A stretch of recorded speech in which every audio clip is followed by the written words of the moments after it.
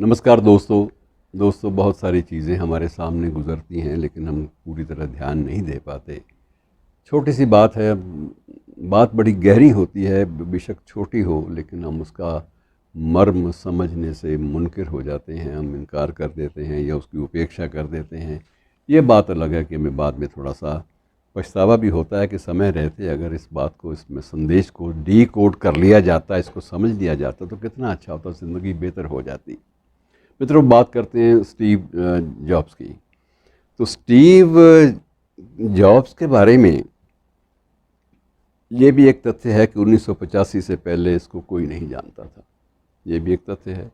अब जब इसने एप्पल के प्रोडक्ट दुनिया भर में इसके मशहूर आज हो चुके हैं, तो वो जब इसने एप्पल का वो सारा तैयार किया प्रोडक्ट, तो उसके बाद उसने एक साहस दिखाया कि एक जोखिम लिया कि जोखिम है लेकिन ये ज़रूरी है, अगर मैंने इस प्रोडक्ट को, इस उत्पाद को दुनिया भर में ले जाना है तो मुझे योग्य व्यक्तियों की ज़रूरत पड़ेगी। मैं स्वयं मार्केटिंग भी करूं, स्वयं उसकी मैन्युफैक्चरिंग भी करूं, उत्पाद भी तैयार करूं, ये इतनी चीज़ें हो नहीं सकती। तो उसने पेप्सी के एक सीईओ थे, जॉन स्कुले, उसको बुलाया कि भाई बात सुनो, मैं तुमसे एक गंभीर बात करना चाहता हूँ, क्योंकि पेप्सी उन दिनों में एक बढ़िया प्रोडक्ट मार्केटिंग की दृष्टि से माना जाता था।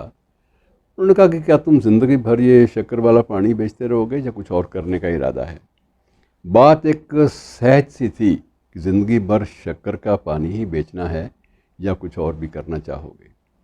लेकिन ये बात कहीं ना कहीं उसको, उसके जहन में, स्कूले के जहन में, जॉन स्कूले के जहन में, मस्तिष्क में घर कर गई कि अब अगर एक चुनौती सामने है तो अब मैं, अब शक्कर का पानी, पेप्सी किसी ने बनाई, पेप्सी का फार्मूला किसी कंपनी का है और मैं सिर्फ मार्केटिंग में अपनी ज़िंदगी लगा दूं, ये बात भी ठीक नहीं है। तो उसने ये चुनौती स्वीकार कर ली। ये चुनौती थी क्योंकि उस वक्त जिस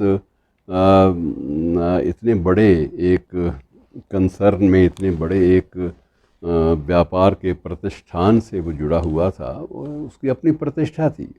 और स्टीव जॉब्स की तो अभी धीरे धीरे एक पहचान बन रही थी, वो प्रोसेस में था।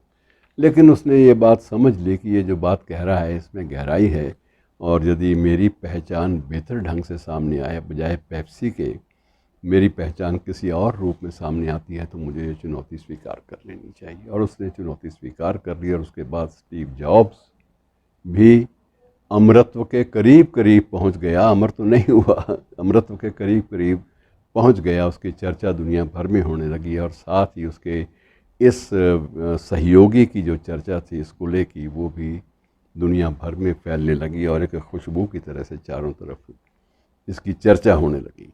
स्कूले ने बाद में बहुत सारे, स्टीव जॉब्स ने भी अपनी आत्मकथा जो लिखी उसमें भी इन बातों का उल्लेख किया है उसने विशेष रूप से, कि संदेश या पेशकश या अवसर हर व्यक्ति को एक बार बड़ी प्रेरक स्थिति में मिलता है, लेकिन उस संदेश को कोई व्यक्ति स्वीकार कर लेता है, कोई व्यक्ति जोखिम उठा लेता है, बाकी व्यक्ति उसको बिल्कुल नकार देते हैं। वो अपने जो वर्तमान छोटे छोटे सुख हैं उनके दायरे से बाहर आने का प्रयास नहीं करते। तो उससे बड़ा अंतर पड़ता है स्थितियों का।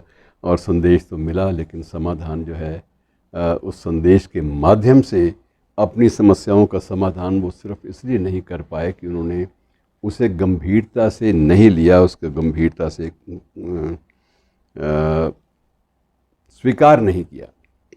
और स्कूले के मन में एक बात बैठ गई थी कि ये रेगुलर किस्म की जो जॉब है मुझे नहीं करनी, जिसमें इनोवेटिव ना हो, जिसमें नई शोध की दुनिया ना हो, जिसमें एक नई दिशा ना हो कुछ कर गुजरने की।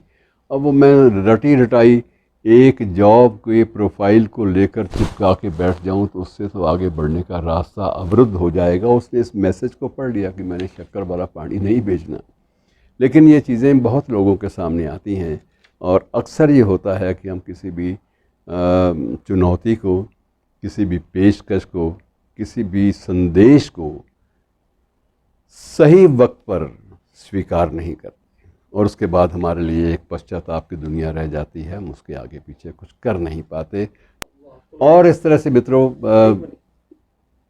कुल मिला के संदेश यही निकला कि सही चुनौती सही पेशकश, सही संदेश, उसे सही समय पर पकड़ने, स्वीकार करने और आत्मसात करने की अगर हमारी मनोवृत्ति बन जाती है तो निश्चित रूप से सफलता के नए आयाम हमारे लिए खुल सकते हैं।